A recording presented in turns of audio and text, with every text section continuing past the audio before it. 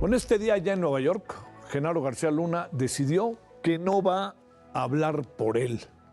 O sea, todo lo que pase será seguramente a través de su abogado. Pero él no va a subir al estrado, no va a hablar, no se va a defender él, ¿no? Y esto tiene su razón también de ser en términos estratégicos, porque lo que hace si sube es que ahora sí que el que se ríe se lleva, ¿no?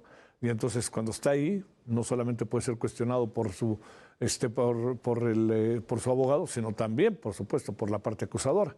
Bueno, hoy aventó información que era de alguna manera conocida, pero ya estando en pleno juicio adquiere otra dimensión. Jesús el Rey Zambada. El capo del cártel de Sinaloa aseguró que dio $5 millones a García Luna para sobornarlo a cambio de la protección de su hermano, el Mayo Zambada. Y hasta dijeron dónde, ¿no? En aquel restaurante que estaba en el Champs-Élysées y luego en otra ocasión en un lugar público también, así, de todo dio datos, hasta dijo que tenía negocios con los del Champs-Élysées, el Rey Zambada.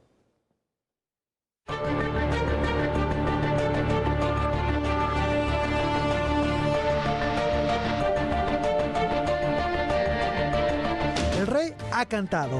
Jesús Reinaldo Zambada, alias el Rey Zambada, ha declarado este lunes que sobornó con $5 millones a Genaro García Luna a cambio de protección para su hermano el Mayo Zambada y el cártel de Sinaloa. Después de mucha especulación, la Fiscalía de los Estados Unidos reveló su carta fuerte. Llamó al estrado al Rey Zambada, hermano del Mayo Zambada.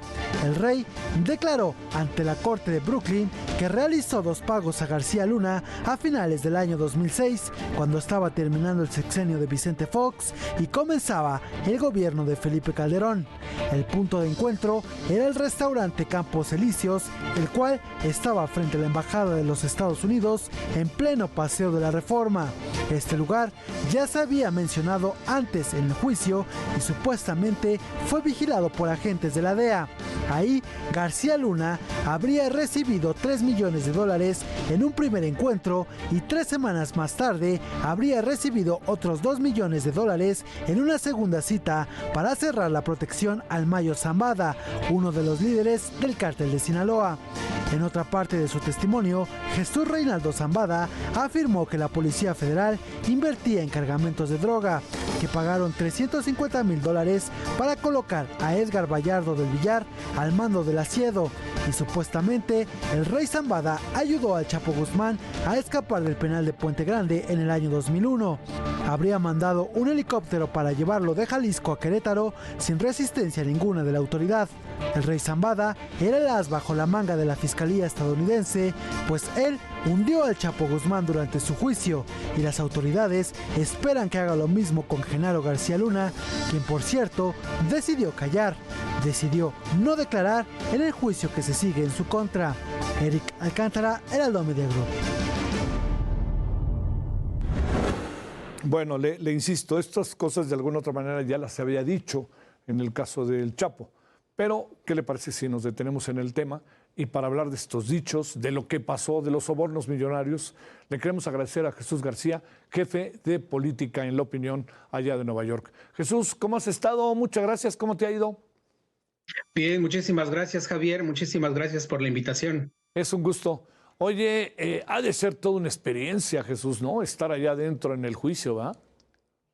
El otro día me dijeron, es como un gran espectáculo, lo es en realidad. Sí. Es bastante estresante también porque hay muchísima información que está surgiendo y al cubrir este tipo de eventos, pues evidentemente tienes que seleccionar como desde lo más importante, a partir de la perspectiva, el background y la importancia que tiene el caso en particular, quién es el personaje del que estamos hablando y la proyección que podría tener, digamos, en los siguientes pasos del proceso judicial. Entonces sí, es una gran experiencia en realidad.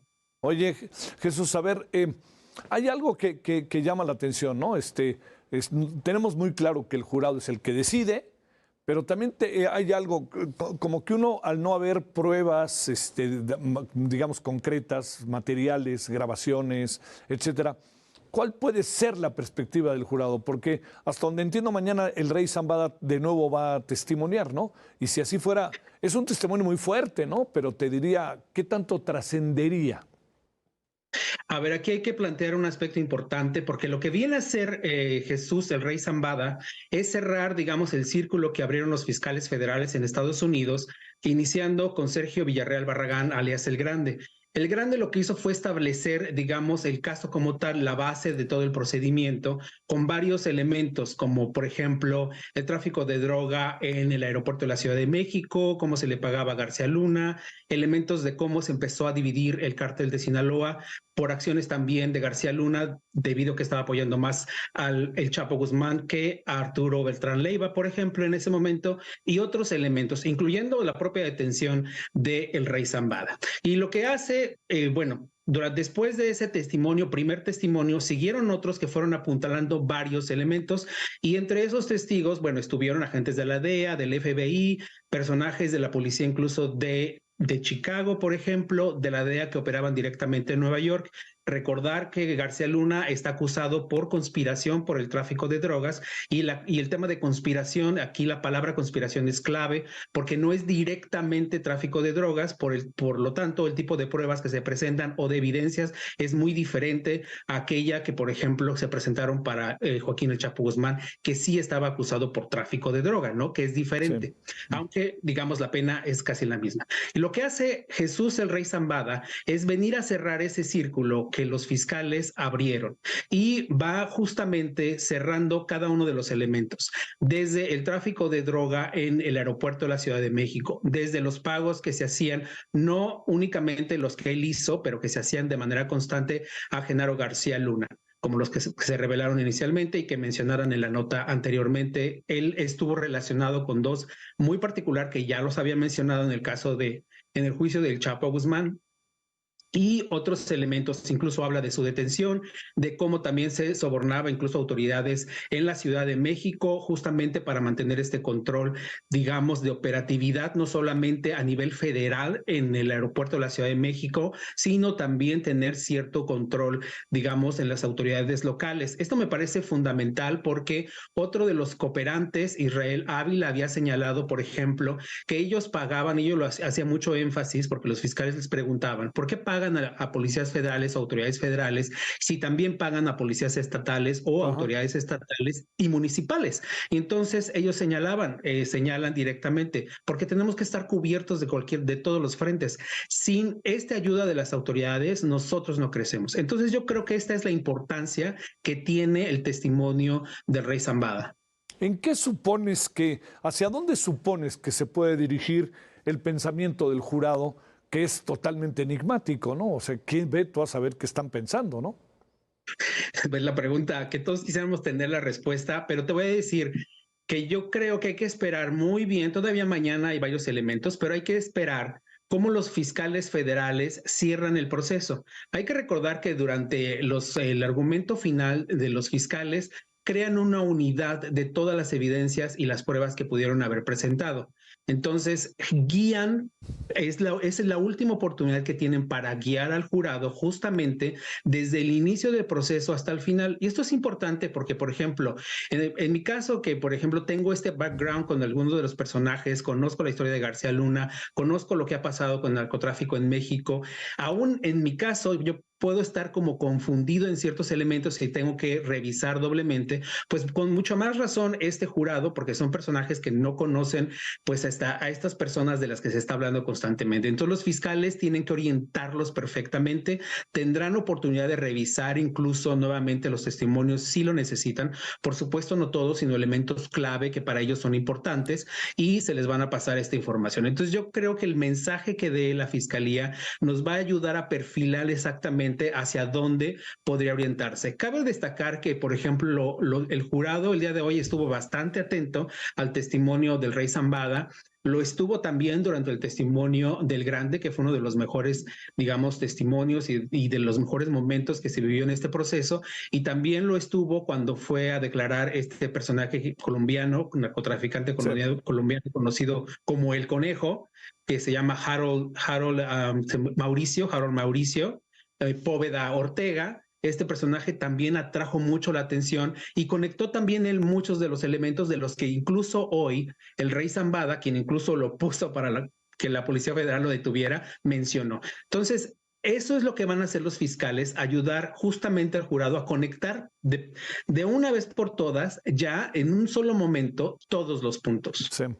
¿Qué ganan los testigos en términos de lo personal, testimoniando? ¿Qué gana el rey Zambada si ya está en libertad? ¿Qué gana?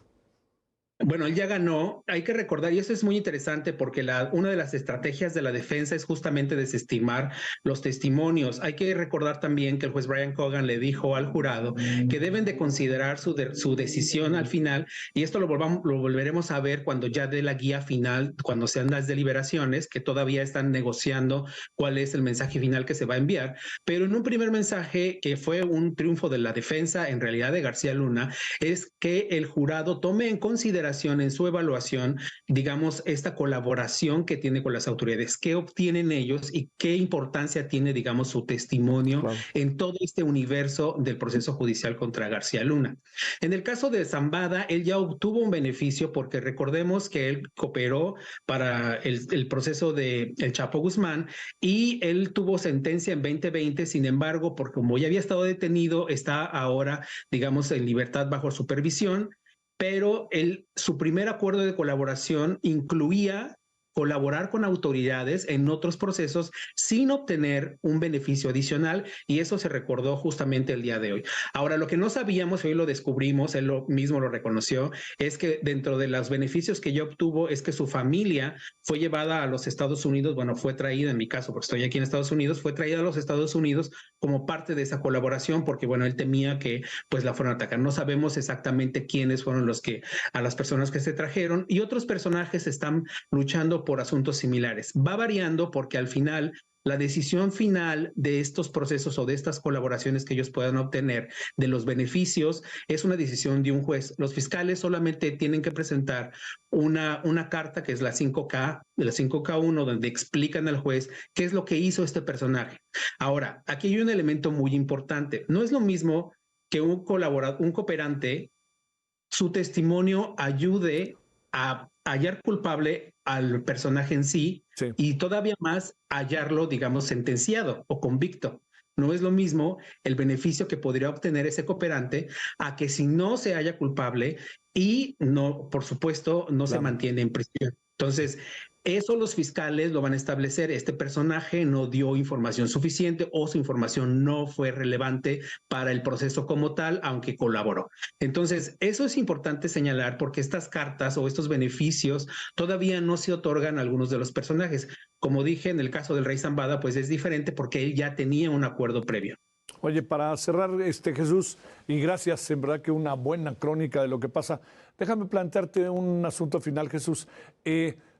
¿Perfilas cuál será lo que determine el jurado? ¿Puedes percibir o es realmente todo un enigma?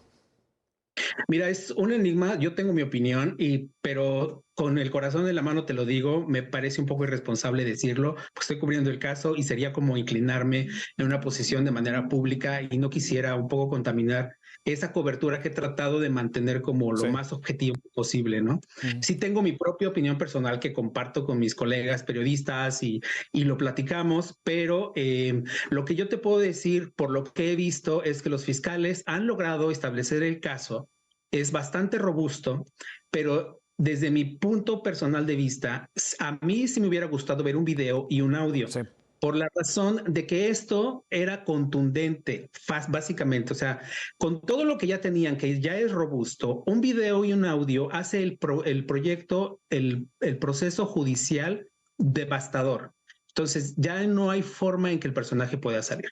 También hay que tomar en consideración que el hecho de que García Luna no rinda testimonio, si bien el juez Brian Cogan le puede decir al jurado, no consideren que el hecho de que él no rinda testimonio es como asumir cierta culpa, evidentemente es un mensaje que se manda, o sea, no puedes evadir esa parte porque surgirán preguntas de por qué este personaje, si niega haber cometido este delito, rechazó defenderse a sí mismo en propia voz y con apoyo de sus abogados.